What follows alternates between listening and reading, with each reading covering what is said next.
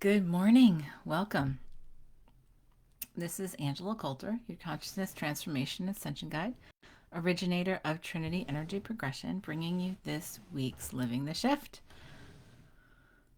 Still pardon me because every week I'm saying, okay, I'm going to get to know this new layout that they have for streaming, and I haven't done that yet because another week rolled around. But anyhow, I wanted to talk about something that is a very, very important and key topic that we tend to overlook, especially the more we go into doing consciousness work, right? And I mean, whether you're starting, whether you've been doing it for years or decades, it doesn't matter. This is equally important, and it's something that um, we overlook all the time. So I was sitting in a group on a group chat, and where the conversation was all about doing a certain kind of reflection, right? A certain purposeful reflection, inner reflection, and surprisingly, we diverted right into talking about meditation and how many people on the group. So it was a sizable group that were saying, "Oh, I just I can't stop the chatter in my head, and I'm just I have so much going on, and I never stop, and all this kind of stuff." And so and they're like, I just don't do well in exercise like this because I'm whatever, right? So I was observing this, and I'm not pointing this out to that particular group. I'm pointing this out because this is a vast majority of people on this planet. We take pride in being 80. What we are like. I can't tell you how many adults I know have said, "Oh, I must have ADHD." And my response to that is always, I think that a vast majority of people on this planet are ADHD because we have taught ourselves to be that way. Why have we taught ourselves to be that way? That's the question we never ask. Because we have so many different layers of, you know, there's the layer of to be, we've exalted the idea of being busy, that being busy is what makes us important and valuable for being here. And so therefore, the busier we are, the better, right? And so what better way can you embody busyness except by saying, I can't take time for myself. I can't do this. I have 1,000 things going on. And all of that is ego, right? So the thing about that is it's all distraction. And we've created it so masterfully that we claim victimhood to it all the time. We say, "Oh, I just can't quiet my mind. I wake up, in the middle of the night, and it's just going on." And there are so many simple exercises that we can do that simply just take us out of it. And when I learned those years ago, I started employing them. So when I wake up in the middle of the night, or, because it happens, we wake up in the middle of the night and then the mind starts to wander. And I'll ask, is this useful right now? Is it something for me to look at? Or is it something for me to shift? Um, Sarah says we believe busy justifies our existence. Exactly. So we sit here and we go, okay, but if I say that I have plenty of time to meditate, that I have plenty of time to, nourish myself and make myself a priority, then somehow we think that's bad or wrong, or that we're not fulfilling society, or that we are useless, and that we're not important. So, it was funny because years ago I had a meditation where I saw everything flipped, where currency became how much somebody was able to look inside, inner vision. And inner vision only comes from the quietude of quieting the chatter. So, but the funny thing is I'm sitting there and listening to these people talking about how they just are too busy, or they have too much chatter, too many things going on. And how, with pride, they say, "Oh, I must have an undiagnosed ADHD." And like I said, in my reply is, well, we all, a vast majority of adults do. We have exalted the idea that having a busy mind makes us more important, makes us more valuable. Yes, and like Sarah says, justifies our existence. So therefore, if we think that I feel more important, I feel more valuable when I have a chattery mind or when I exhibit, ADHD kind of symptoms because I have so many things going on, and look at how important I am. Like, and we don't even do this consciously most of the time. It's just, I can't, like, how many times talk about, oh, I'm so busy. Oh, it's so busy. And like we claim it, like I said, like victimhood. And we just say, oh, I've got all this to do and all this kind of stuff. And, I have these conversations all the time with clients and others about how when we, when we actually take the time, have you ever seen the meme? There's a great meme out there. It's like, if you, um, how does it start? Have the time, if you have the time, meditate for half hour a day. If you don't have the time, meditate for an hour. And it's something like that. But it's so, because here's the thing, time and time again, I can't tell you how many people I've worked with who delayed, like, and would put off and look at meditation as a chore. And I always tell people meditation is a necessity because we lose ourselves in the distraction of the chatter. And therefore, we don't know who we are. We don't know ourselves because of all that chatter. We tend to ignore ourselves. And it is a very, very convenient distraction for the ego to say, well, but look at how important we are. Look at how busy we are. Look at how much we have to do. And that just justifies everything of my existence. So therefore, I don't have to look at all the things that I'm uncomfortable about within myself and within my life because look at how important I am. That's what we do. So it's funny because in the conversation that I was having with this group, we were talking about, this meditation and and this exercise that, we're all agreeing to do. And one person said, well, sometimes people like just cry. And I'm like, yeah, absolutely. When there have been times I had somebody one time when I was helping her who for decades had been studying spiritual stuff and yet still avoided meditating and looking within, but was like happy to look at books and have spiritual discussions and stuff like that. And put herself in a place of forced, in a way of forced meditation because she couldn't do anything else. And I gave her a meditation to do, and she texted me.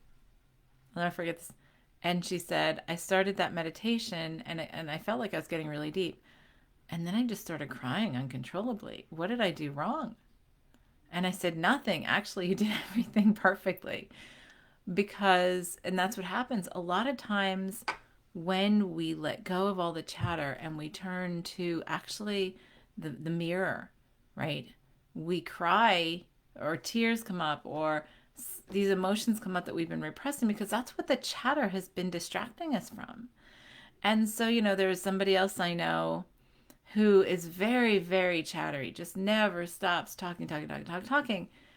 And I perceive them to be very hugely open naturally. We all are open, but I'm just saying, like, some just have it easier, and she just has it, she's wide open. And that's what she's used as a defense mechanism all her life is that chatteriness, the chattiness, so that she didn't have to look at it because then it allowed her to prevent herself from looking inside at the hurt and the things that she felt badly about within herself. So that's really what the chatter is about. It's all about distraction. And it's, when I talk about, we talk about ego and expanded self.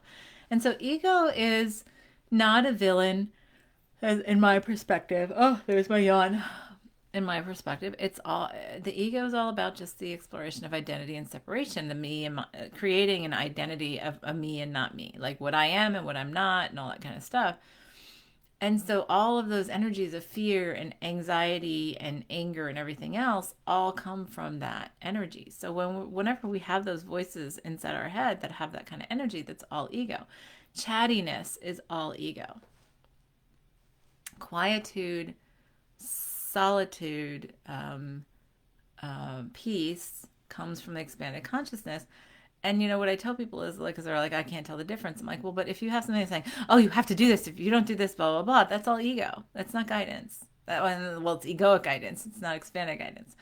When we get to a place of that quietude, and then we get the clear connection to that expanded self, we'll just give direction. Do this. Do this. I was in the middle of something going on a while back, and I was having, actually, I allowed myself to sort of sink into some anger, a level of anger I hadn't for a long time, and it was something the ego really wanted. So I allowed it and observed it. And when I started getting a little consumed by it, I heard this very clear voice: that's enough. That's enough.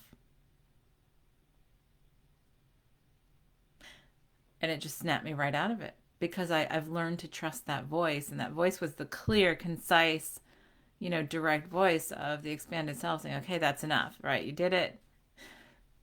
Let the ego, rejoice. It got to have its anger. And now let's, to be productive, let's move on. But a lot of times we don't lose that because the chattiness gets so loud. And so what happens is we have created this idea of meditation as having to be, and inner reflections having to be like, these, hours upon hours of staring at a wall or standing on a mountain, which standing on a mountain is, there's nothing wrong with that. But most of us can't do that every day.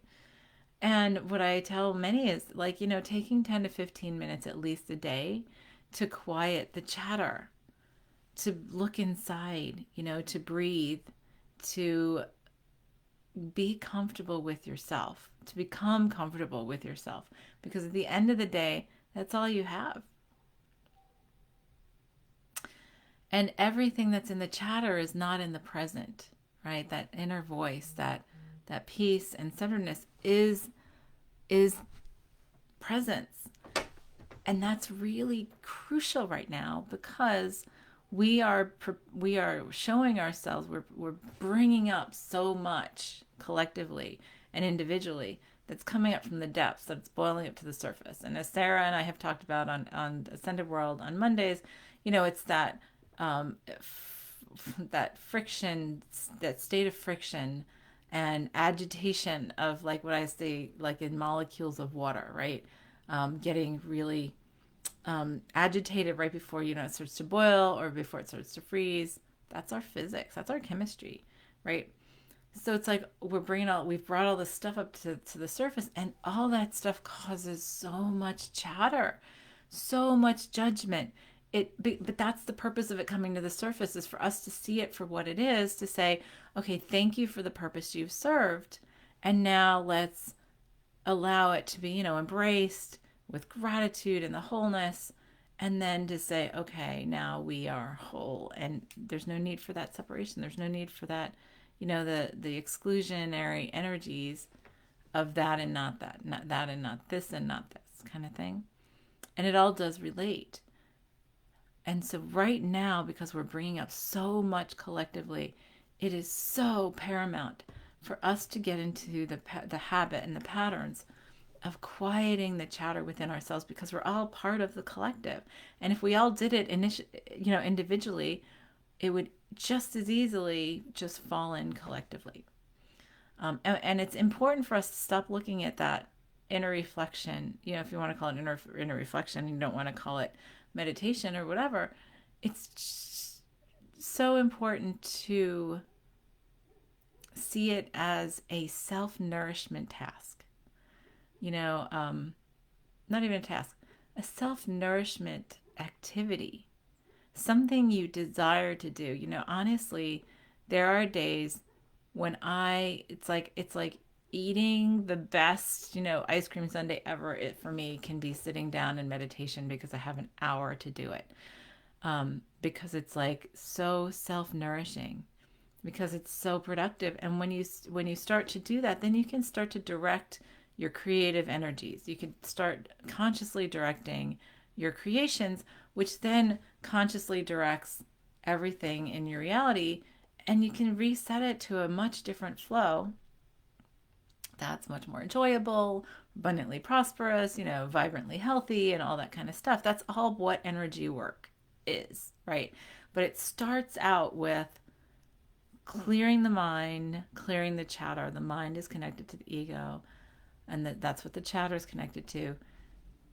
And it's time for us to stop romanticizing and exalting the idea that the more busy we are, the more chatty we are, the more we have going on in our minds, the more important we are, um, and that being a victim to that is important. It's time for us to put all that down. To put all that down because we've had that, we've done it, we've mastered it. It's great. And now the realization is our true importance. Our true importance is reclaiming our presence, reclaiming our infinite presence so that there's nothing but this. And the more we shift to a place of that inner presence, and the faster we do it, the more that does become currency. Because then we see the bigger picture. Then the water gets clear and it stops being muddy, and we stop having feel like we're walking through life blindfolded because we have so much chatter around us. And instead, we can see the whole perspective. It's like, the difference as a scuba diver when you are in mucky waters that you can only see a couple of feet in front of you, or clear waters that you can see like 150 feet away. It's such a huge difference in the experience. For me, when I'm scuba diving, that happens. Like, I've been in both. And when you're in that water that's like you can see for 150, it's just incredible the details you can see of the bigger picture, what's going on around you, like the beauty of everything and all of the ecosystem that's, interrelating. And when you're in murky water, all you can see is like what's right in front of your face. So when you like murky water is all that chatter. And our goal is truly to get back into the place to remember how to see in those clear waters. And to do that is clearing all that chatter out. And we do have a control over that. We do have the power to change that. And it's just a matter of changing our habits. And to change the habit, though, is to recognize within ourselves why we claim it as important for us to be distracted and busy and ADHD and all that kind of stuff. And why we make it important to, like so important to feel important by having that busyness. And, I've said this, and I said this on the retreat that I just held a couple weeks ago. I stopped saying the word busy a long time ago. I purposely and consciously do not use that word because to me it's just a chattery ego word, right? Everything I do is my choice. So if I choose to fill my day up in every moment, that's my choice. And if I don't get something done, it's not because I'm too busy. It is because I choose not to do it, and I choose not to prioritize it, and I choose not to put it in my schedule. And that's a piece of self-responsibility that many of us just have, like it's just such a practice that we're not used to doing. Oh, I just can't get to that. I haven't prioritized getting to that yet. There's a much different energy when you say that. And people are afraid to say that to others because then they feel like they're going to, hurt their feelings or whatever. And it's like, well, no, hurting somebody's feelings is their own journey, right? You say, well, yeah, I haven't. When we can take that self-responsibility and say, I haven't prioritized myself. When you say, okay, I don't take 10 or 15 minutes, 10 to 20 minutes for myself a day. If you say it in the way of, I just don't have the time, I'm too busy, right? The ego says, oh, that feels so good because look at how important I am. And of course, I'm just sacrificing, which of course we exalt in martyrdom and everything anyway. So therefore, look at how important I am and how valuable I am. And I'm going to ignore that actually that me needing to do that is showing how unworthy I feel underneath. So I must do it more so that I mask that even more and see how that all goes around. But when you say, you know what? I am the divine and I create all of this, and I'm going to make myself a priority. And it's funny because, I'm talking about this month on Ascended World, Sarah and I have launched our last module of the program, of the Adventures in Wonderland program, which is a self-paced program. So it's not like it's just timed and it won't be there, but we're launching the part of the program this month on self-love and self-nourishment. The primary thing we can do is to stop the chatter. That's the primary a primary way of nourishing ourselves and loving ourselves. So if we, and the point that I was getting to in the beginning is many people that I have worked with who keep on saying, I just don't have the time. I just say, okay, just for this 1 week, make 15 minutes. Can you make 15 minutes for yourself every morning instead of scrolling on Facebook, instead of, spending all this time on Instagram? There was a meme that somebody put up that I loved because it talked about all the things that we do that are distractions and are not really productive in our day. And then we say, I can't take 15 minutes to meditate, or a half hour even, or whatever. But I've spent hours doing this. So take 15 minutes out of your social media scrolling time and make yourself a priority. Part of turning off the chatter and going inside is finding that wholeness within you. Remembering, not finding, but remembering that wholeness within you that we've covered up with so many layers, so many levels. And when we start to make ourselves a priority and we start to self-nourish in the way that we do have that quiet time, because that is a nourishment. It is, like I said, to me, it has become, when I have like a full hour to meditate, it is just such a treat for me. I'm just like, okay. And if I have even longer, that like where I'm like, oh, I might even take a little longer. It's like, oh, it's like having that extra chocolate. So that's the thing for us, right? That's the self-nourishment. When we do that, I guarantee you, because every time I've worked with somebody through all of that chatter to the place of recognizing, okay, I'm going to allow myself just this period of time and try it out. They come back to me and they say, it's amazing, pretty amazing that I started doing this. I started doing whatever, 15, 20 minutes a day, this meditation. And suddenly things seem to be flowing better. Like I have just as much to do, but it seems to be getting done. Like things that I've like been putting off forever, I've been able to get to. It's been just flowing together and much easier. Right. Because when you start tuning into that expanded self, you start managing your life from a different place, even if you're not aware of it at first. You start managing your life from a different place of presence. And when you're in a place of presence, you actually are far more productive than when you're listening to all the chatter of what's not present. We waste a lot of energy that way. So in terms of the bigger picture and why that's important is, well, like I said, there's so much that we've pushed up collectively now. It's like we are totally clearing out the closets, the attic, the garage, everything. And so it's been pushed up and there's so much judgment and irritation, and that's all chatter of the ego. And now's the time to take really a priority to sit with ourselves and not to, like people say, oh, when I play video games, that's meditating. It's not. It's a distraction too, because you don't think about, like, it's like not that you're thinking about stuff, but you're thinking about the game. And yeah, you clear your mind, except for this stuff of playing the game, right? And people say, oh, but there are things that we do, like that are some mindless tasks that we can make into a meditation. But the first step is doing something where you're actually just not doing anything and simply reflecting, and journaling, or journaling a little to get the thoughts out of your head, and then to quiet your mind, quiet your space. Because when you quiet all that chatter, then you start hearing that voice of the expanded self in a much clearer way.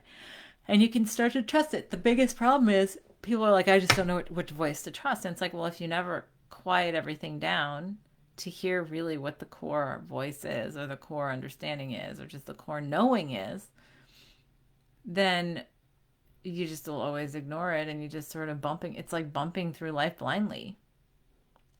And we do that a lot. We've loved that. So, let's try it differently. Let's see our value in our presence, because then the more we're present, the more we give others around us the permission to be present.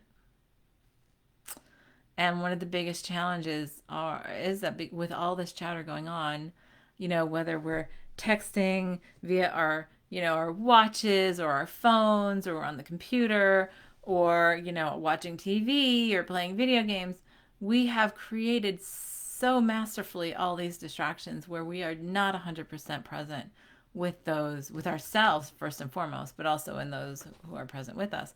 And we can't be present with other people until we're present with ourselves. So, because it just doesn't work. If we're not present with ourselves, we're constantly thinking elsewhere. And so then we're looking elsewhere. I'm looking at my email, I'm looking at my text, I'm looking at my watch, I'm looking at other things instead of engaging with myself and feeling into where I am in this moment in anything, whether I'm talking or not, whether I'm texting or not, or whatever, whether I'm talking with somebody or present with somebody. And I love to, like when I go out with somebody to lunch or something like that, or coffee or anything, just put the phone away. Turn off the ringer. Put it in your pocket or in your purse, and don't look at it until you're done. Be present there. And it's funny because when you do that, I find sometimes the conversation becomes more like a meditation. And when we become present in those conversations, then it's like, well, then all I'm hearing is that person's voice and, my presence. Then sometimes guidance comes in really big in those conversations. So, and then the value, the quality of our conversations becomes far more expanded in scope versus being stuck in the chatter of the ego and victimhood and, negativity, but more of this possibility, right? Instead of getting stuck in negativity, then our conversations become those of possibility, because now we're sitting in this expanded consciousness in presence in a conversation and sharing our expanded perspective, which then just changes our entire experience. Try it. Try it for a week. Give yourself 15 or 20 minutes a day. Commit to being present in every conversation you have. And don't be doing 50 other things. Don't be looking at your phone for text. Don't be looking at whatever. I mean, and it's funny. It's I was walking with a friend, and she told me at the beginning of the walk that there was something important going on, that she had to catch a text that she was waiting for because it had something to do with business and whatever. So she would be checking her phone just for that. And she told me at the beginning of the walk, and I was like, that's fine.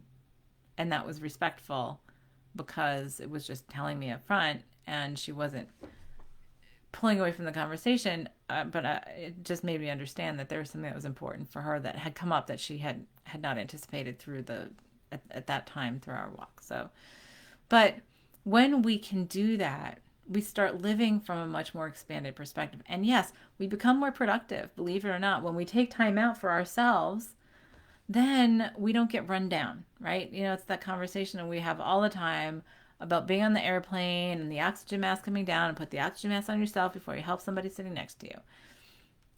We forget to nourish ourselves. We forget to put that oxygen mask on ourselves. And actually, one of the most basic methods of self-care, and it does not matter whether you have been doing this kind of work for days or decades, the most important self-nourishment is the most important thing is self-nourishment to ourselves, and respecting and loving ourselves enough to allow for that 15 minutes, a half hour, an hour on a really lushy day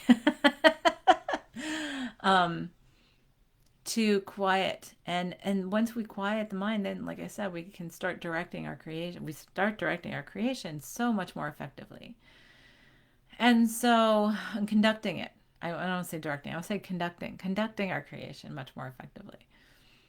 And then life does become easier. And we're able to play in the playground in a much more fun, enjoyable fashion that just runs so much more smoothly. And if we do that individually, we will be able to solve so many issues, so many challenges, so many brick walls that we experience at a collective level so much more quickly, because the individual feeds into the collective. And the sooner we start to live that, the better. So that's your task for this week. 15 minutes a day. And I will even post, I have a 10-minute meditation that I'll even post a link to that I've posted in the past, but it's a great start. Like, it doesn't, like I said, it doesn't even matter. Like, if you do energy work on yourself, by yourself, with no distractions, nothing else to pull you out of it. At least 15 minutes, right? Try that for a week and see if you start feeling a difference. See if you start feeling like you're pulled to it versus thinking of it as a chore. And see if you start thinking of, and don't judge yourself. It might take a couple of days, might not, because we're out of the habit of that quiet presence. Put the phone in another room. Take off your watch if it's one of the watches that, gets texts and stuff. And just be. If you can get, so nature is one of the best places to do it, because trees to me are some of the most conscious beings on this planet embodied, because they just exhibit presence for us, which is why we feel so good out in nature. So sit with a tree if you want to be reminded of what presence is like. Connect with it, feel it, and then try it for yourself. All right. Well, thank you for joining me. We will see you next week. This is Angela Coulter signing off with this week's Living the Shift. Have a great one.